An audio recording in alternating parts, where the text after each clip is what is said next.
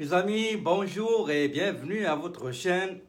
N'oubliez pas de vous abonner à cette chaîne et activer l'alerte de notification pour recevoir en temps réel toute vidéo que je poste sur la chaîne. Et aussi, n'oubliez pas de liker, de partager. Et si vous voulez me contacter, vous avez le AOB Immigration Canada pour l'Instagram et le Facebook, la page de Facebook.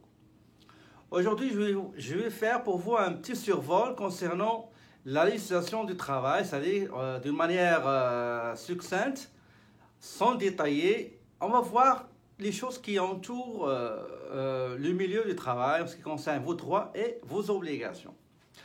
Commençons tout d'abord par parler des lois qui régissent le milieu du travail. On a trois volets. On a les normes du travail, on a la sécurité au travail et aussi l'équité dans le travail, mais l'équité salariale. Et on va voir d'autres lois ou législations qui ont un impact sur le milieu du travail. Commençons tout d'abord par les normes du travail. On a le Code canadien du travail. Ce code il régit les normes, les conditions de travail, tout ça, pour les fonctionnaires, les gens qui travaillent dans des établissements fédéraux ou les administrations fédérales. On a aussi le Code du travail du Québec. Par exemple, dans le Code du travail du Québec, on va trouver beaucoup de trucs sur les normes du travail, etc. Et pour les normes du travail proprement dites, il y a ce qu'on appelle la commission des normes de l'équité, de la santé et de la sécurité du travail qui regroupe, normalement il y avait trois commissions, commission des normes du travail, commission de la santé et de la sécurité du travail et la commission de l'équité salariale, et on a fusionné ces trois commissions pour donner une seule commission qui est la CNESST, anciennement appelée la CSST. Et c'est la CSST qui veille sur le bon respect et l'application de tout ce qui dicte les législations concernant les normes du travail. Il y a aussi le deuxième volet, c'est la santé et la sécurité du travail. Il y a ce qu'on appelle une loi, on appelle ça la loi sur la santé et la sécurité du travail. Et c'est toujours la CNESST qui veille sur le respect de l'application de cette loi. Troisième volet, c'est l'équité salariale. Ici aussi, on trouve une loi sur l'équité salariale. C'est toujours la CNESST qui veille sur le bon respect et l'application des stipulations et tout ce qui régit l'équité salariale. D'autres lois qui ont un impact en milieu de travail, on trouve le code civil du Québec, le code civil du Québec. À l'intérieur, il y a tout un chapitre qui est composé par 13 articles, les articles de l'article 2085 jusqu'à l'article 2097. On a aussi la loi sur la protection des renseignements du personnel du secteur privé. Et on a aussi la Charte canadienne des droits et libertés qui a été insérée dans la Constitution en 1982. Il y a beaucoup de choses qui se trouvent à l'intérieur de la Charte canadienne et qui essaient d'encadrer et de cadrer l'application de la législation du travail qui cherche à protéger l'employé, en même temps aussi l'employeur, et d'édicter quelles sont les manières à gérer les différends qui peuvent surgir entre employés et employeurs.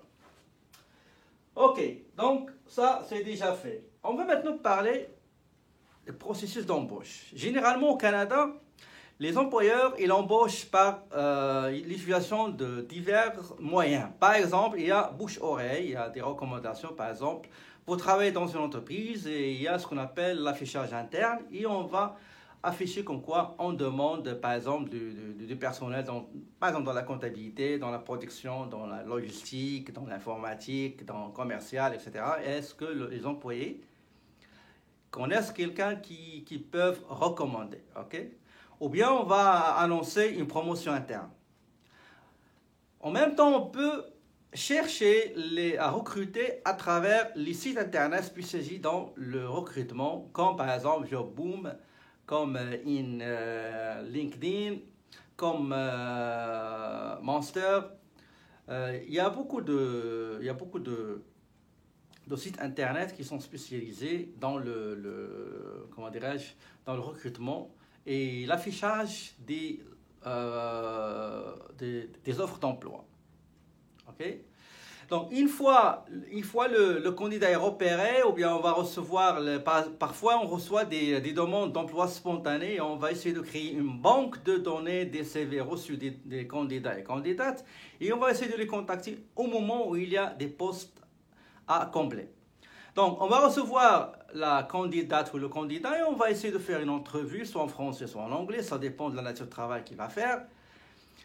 Une fois vous avez convaincu l'employeur, donc à ce moment-là, il va rédiger un contrat. Parfois, on peut embaucher avec juste un contrat oral, ou bien on va officialiser et documenter le contrat qui va contenir la nature du contrat. Est-ce que c'est un contrat à durée déterminée ou durée indéterminée? La nature de votre travail, de votre poste, la rémunération, les horaires de travail, les congés, les secrets professionnels, les fautes graves, etc. Quand est-ce qu'on va vous licencier ou congédier, etc. etc. Okay? Donc ça, c'est ce qu'on appelle le contrat. Donc pour ce qui concerne le salaire, il faut savoir qu'au Québec, aujourd'hui, le salaire minimum au Québec est de 12,50 $. 12,50 $. C'était à partir du 1er mai 2019. 1er mai 2018, le salaire minimum au Québec, il a été augmenté et avant le 1er mai, il était 11,25 $. Le 1er mai 2018, ce SMIC a été augmenté pour devenir 12 $. À partir du 1er mai 2019, elle est devenue 12,50 $. Pour les provinces, je vais rapidement vous dire le salaire minimum dans les autres provinces. Comme vous savez, on a 10 provinces au Canada. Il y a 10 provinces et 3 territoires. Il y a le Québec, l'Ontario, Alberta, Manitoba, Colombie-Britannique, Saskatchewan, Nouvelle-Écosse, Nouveau-Brunswick, Île-Prince-Édouard et Terre-Neuve et Labrador. Ça, ce qui concerne les 10 provinces. Il y a 3 territoires, Siaken, Nunavut et territoire nord-ouest. En ce qui concerne l'Ontario, c'est 14 $. Et 13,15 $ pour les étudiants qui travaillent pas plus de 28 heures par semaine, ils ont moins de 18 ans. Okay? Alberta, 15 $. Et 13 $ pour les étudiants aussi qui travaillent, qui ont dans l'âge et moins de 18 ans, et ils travaillent maximum, c'est 28 heures par semaine. Manitoba, c'est 11,35 $. Et à partir du 1er octobre 2019, il va devenir 11,65 $. Colombie-Britannique, c'est 13,85 $. Saskatchewan, c'est 11,06 $. Nouveau-Brunswick, c'est 11,50 $. Nouvelle-Écosse, c'est 11,55 $ pour les travailleurs avec expérience et 11,05 $ pour les travailleurs sans expérience. Le Terre-Neuve et Labrador, le salaire minimum, c'est 11,40 $. Pour les 3 territoires, Yukon, c'est 12,71 $. Nunavut, c'est 13 $, pardon. Et pour le dernier territoire, qui est le territoire nord-ouest, c'est 13,46. 13,46 $. Le salaire minimum au Québec, comme j'ai dit, c'est 12,5 $ et 10,50 $ pour les gens qui travaillent avec le pourboire. Pour ce qui est du salaire, normalement, le salaire du salaire brut, on va essayer de calculer le salaire net que vous allez percevoir par 3 manières. Je vais en parler tout à l'heure. Dans votre bulletin de paie, pour calculer le salaire net à percevoir, on prend le total de votre salaire brut et on va déduire, ici au Québec, je parle du Québec, on va déduire 2 déductions, ou ce qu'on appelle 2 retenues à la source. Une pour le fédéral et une pour la province du Québec. Pour le fédéral, on va retenir l'impôt sur votre salaire et on va retenir votre cotisation à l'assurance emploi. On va en parler après. Et si vous cotisez pour le régime de la pension du Canada, vous allez aussi contribuer et on va prélever à la source de votre salaire votre contribution réglementaire.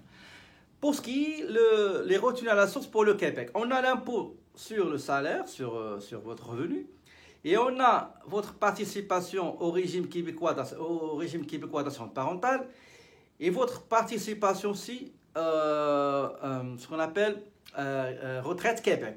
Anciennement, on parlait de RQRQ, c'est Retraite Régime du Québec, RRQ. Donc, le net, c'est ce que vous allez recevoir, soit en espèces, donc l'espèce doit être dans une enveloppe scellée, ou bien par chèque encaissable, ou bien par virement direct vers votre compte bancaire. Je vais essayer de highlighter les trucs dont on a parlé. Ça, c'est déjà fait.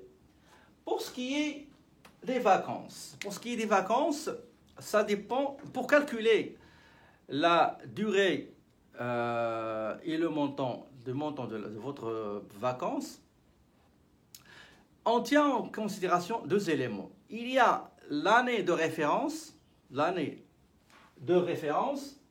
qui commence du 1er mai jusqu'au fin avril, et aussi le nombre d'années de service. Par exemple, selon les normes du travail, si vous travaillez dans une entreprise moins d'1 an, vous aurez 1 jour par mois, le maximum c'est 2 semaines. Si vous travaillez dans l'entreprise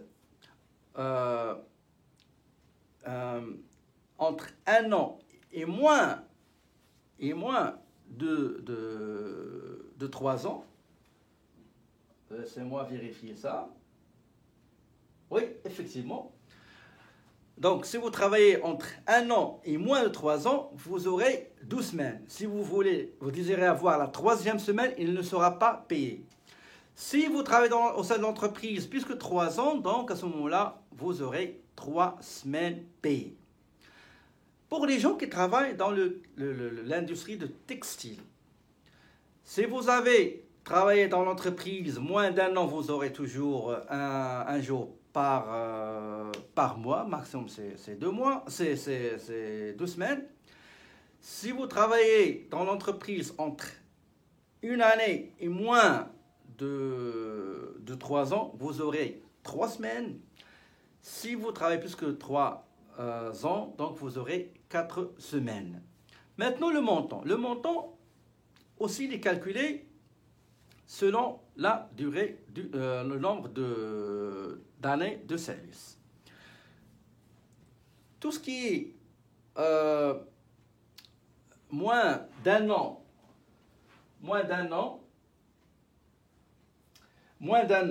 c'est-à-dire moins d'1 an, la première tranche, et entre 1 an et, si on veut dire moins de 3 ans, c'est toujours 4%, plus de 3 ans, c'est 6%. Qu'est-ce que ça veut dire ce taux-là? Ça veut dire que la loi, elle oblige l'employeur, quand il calcule ton salaire, il faut qu'il constitue une base de réserve d'un montant qui égale à 4% de votre salaire brut. Ce n'est pas une retenue, mais il constitue un montant qui va s'accumuler à chaque fois qu'il calcule votre salaire. Et au moment où vous désirez partir pour les vacances, à ce moment-là, il va prendre le montant cumulé. Et bien sûr, il faut qu'il le mette dans la rubrique des salaires bruts parce qu'il faut déduire les deux retenues à la source, une pour le fédéral et une deuxième pour le Québec. Okay? Pour ce qui est des gens qui travaillent dans le textile, l'industrie textile, si moins d'un an, c'est 4%, c'est entre un an et moins de 3 ans, c'est 4%, c'est 6%, pardon. Et si plus que 3 ans, c'est 8%. Ça, c'est les vacances. Ben, on va highlighter le comme quoi c'est déjà discuté. Pour ce qui est congés, d'autres congés, les congés de maternité et les congés de paternité. Les congés de maternité, quand la femme employée est enceinte, il peut avoir un congé de maternité avant la 16e semaine d'accouchement. Et après l'accouchement, il peut aussi avoir 18 semaines. Pour le papa, ce qu'on appelle un congé de paternité, il faut qu'il soit un père biologique et l'autre femme aussi, il faut qu'il soit une maman biologique. Il a droit à 5 semaines, mais après la naissance. Très bien. À ce congé de maternité et à ce congé de paternité, un autre congé va s'y ajouter. C'est le congé parental. Le congé parental, c'est après l'accouchement de la maman. La maman, il a droit jusqu'à 70 semaines de congé parental payé. Mais pas payé par l'employeur, mais payé par l'organisme, okay, dans lequel on cotisait pour le régime québécois d'assurance parentale, le RQAP. En ce qui concerne le montant que vous allez recevoir, ce qu'on appelle les prestations de congé parental, ça dépend de deux choses. Pardon, ça dépend du régime pour lequel vous avez opté lors de votre inscription au régime québécois d'assurance parentale. Si vous avez opté pour le régime de base, vous allez recevoir 70% de votre revenu moyen hebdomadaire, parce que les prestations, vous allez les recevoir hebdomadairement, chaque semaine. Mais si vous avez opté pour le régime particulier, à ce moment-là, vous allez recevoir 75% de votre revenu hebdomadaire brut. Très bien. Autre chose, en ce qui concerne d'autres absences, par exemple, absence pour événements familiaux. Il y en a beaucoup, j'ai pris juste 2. Pour le décès, vous aurez 5 jours, 2 jours payés et 3 jours non payés. Donc, sans détailler sur ce qui a été décédé, etc. etc. Donc, on pourrait voir ça avec détail dans une future capsule. Pour ce qui est mariage, si l'employé, c'est lui qui va se marier, il a une journée payée. C'est d'autres, une journée non payée. Il y a d'autres absences. On les classe en 2 catégories, absence courte et absence longue. Pour absence courte, par exemple, un employé, il a droit 10 jours par année pour faire, par exemple, pour aller s'occuper de son enfant, faire un bilan pour santé, pour éducation, pour quelqu'un, parent, pour quelqu'un qui est de proche, et pour lequel il est indispensable pour l'aider dans des choses spécifiques. Un employé peut aussi s'absenter pendant 26 semaines par année en cas d'accident ou problème de santé, etc. Pour les absences prolongées, il y en a beaucoup. J'ai pris quelques-unes. Par exemple, un employé peut, par exemple, s'absenter 27 semaines, à peu près 6 mois, dans le cas où il doit être près de quelqu'un qui est gravement malade et potentiellement il pourrait mourir. Ok? Mais bien sûr, en se basant sur une attestation établie par un professionnel de santé qui va attester l'objet de cette absence prolongée, ou bien le motif. Il peut aussi s'absenter 36 semaines, à peu près 9 mois. Si par exemple votre enfant mineur, il est gravement malade dû à un accident grave, il peut par exemple s'absenter 104 semaines, 104 semaines si par exemple votre enfant il est gravement malade, gravement touché par un acte criminel. Aussi, si votre conjoint ou enfant ont été décédés suite à un crime ou un acte criminel, l'employé peut s'absenter sans solde pendant 104 semaines, à peu près 12 ans. Autre chose, pour ce qui est avis de départ, par exemple, vous savez, la relation entre employé et employeur, ça pourrait durer, ça peut être interrompu. Donc, en cas de résiliation de votre relation de travail entre l'employeur et l'employé, pour ce qui concerne les avis, si l'employé travaille au sein de l'entreprise moins de 6 mois, il n'y a aucun avis. Okay? Il n'y a aucun avis, ni de l'un ni de l'autre.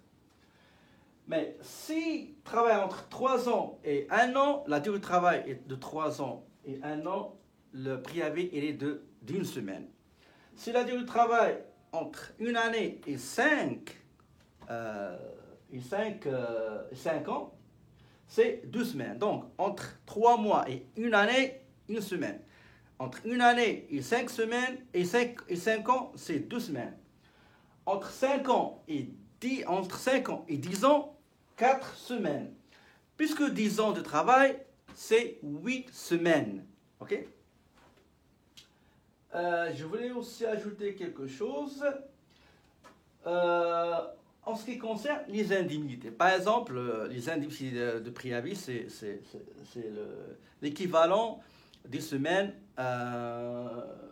de préavis réglementaire. Ok? Et l'employé, par exemple, qui va partir, supposons quelqu'un qui est parti volontairement sans être congédié, ben, il faut qu'on voit ce qu'il a respecté le préavis. S'il a respecté le préavis, il n'y a pas de problème. S'il n'a pas respecté, on va essayer de calculer son solde. Le solde calculé va contenir les heures travaillées non encore payées et aussi les congés calculés mais qui n'ont pas été payés à cet employé. Ok? Et on va essayer de déduire l'équivalent des semaines ou bien des jours qui ne rentrent pas dans le préavis réglementaire édicté par les normes du travail. Ça, c'est déjà fait. Autre chose, ok. Maintenant, je vais parler de quelqu'un qui va partir en chômage. Ici, quand vous travaillez, il y a une contribution patronale et salariale qu'on appelle assurance emploi. Ça va servir à quoi? Ça va servir au moment où vous allez demander les allocations d'assurance emploi. Je vous donne un exemple. Quelqu'un qui, au sein d'une entreprise, ait subi des harcèlements sexuels, harcèlements physiques, psychiques, etc., ou bien il travaille dans des conditions dangereuses, à ce moment-là, il va aller justifier son départ volontaire à cause de ces conditions de travail qui constituent un danger pour sa vie, pour sa santé. En ce moment-là, il a droit aux allocations de l'assurance chômage. Mais si vous arrivez un jour le matin, vous allez dire à votre employeur, bonjour, excusez-moi, je vais arrêter de travailler au sein de votre entreprise parce que je vais continuer mes études, parce que j'ai trouvé... Non. Dans ce cas-là, vous n'avez pas droit, vous n'êtes pas éligible à percevoir ou bien à demander les allocations pour assurance chômage. Comment ça se calcule? Ça se calcule selon deux choses, selon le taux de chômage dans la région dans laquelle vous vivez et aussi sur le nombre d'heures travaillées. Je vous donne un exemple. Et le taux de chômage, généralement, le ministère fédéral Emploi Développement Social Canada et le calcule chaque mois. Pour ce mois-ci, je crois, entre le 11 août et 7 septembre, à Montréal, le taux de chômage est de 5,9. Selon ce taux de chômage, le minimum que vous devez avoir pour être éligible et admis dans l'allocation assurance emploi, c'est 700 heures. Le nombre de semaines à payer, le minimum c'est 14 semaines, le maximum c'est 36 semaines. Parce que généralement, le minimum partout au Canada, le minimum des semaines à payer c'est 14 semaines. Le maximum c'est 45 semaines. Donc, si à Montréal, à ce moment-là, entre 11 août et 7 septembre, vous avez travaillé 699 heures, vous n'avez pas droit à demander les allocations d'assurance chômage. Mais si vous avez travaillé minimum 700, vous aurez votre allocation d'assurance chômage. Vous allez recevoir hebdomadairement. Le maximum à recevoir, c'est 562 $ bruts, sans parler des déductions. Et sans parler, est-ce que vous êtes marié, est-ce que vous avez des enfants? Parce que si vous avez des enfants, vous aurez un supplément. Et le maximum à Montréal, selon ce taux de chômage 5,9%, c'est 36 semaines. OK? Ça, on va le comme quoi, on a déjà parlé. Qu'est-ce qu'il nous reste? Je crois que j'ai parlé de tout. Il me reste deux petites choses en ce qui concerne les travailleurs étrangers. Les travailleurs étrangers, une fois ils terminent 18 mois de vie ici au Canada, ils peuvent demander les allocations familiales pour enfants du fédéral et les allocations de famille du Québec. Bien sûr, il faut qu'ils fassent leur déclaration d'impôt annuelle. Je crois que j'ai terminé le survol sur tout ce qui concerne le travail. Prochainement, je vais essayer de réserver chaque capsule à un élément particulier. Je vais par exemple parler du contrat pendant 15 minutes, 20 minutes. Autre capsule sur par exemple l'équité salariale. Autre sur le salaire, comment on le détermine. Autre sur les congés. Autre sur les actions de travail. Autre sur les problèmes qui peuvent surgir entre l'employé et l'employeur. Et comme ça, vous allez essayer d'avoir une idée sur vos droits et vos obligations en ce qui concerne le travail. J'espère que cette capsule vous sera utile. Merci de votre attention. N'oubliez pas de vous abonner à cette chaîne, de liker et surtout de partager pour une diffusion, une plus large diffusion de l'information relative aux droits et aux obligations du travailleur, de l'employé ici au Canada. D'ici une nouvelle capsule, je vous remercie, je vous dis mes amis, à la prochaine.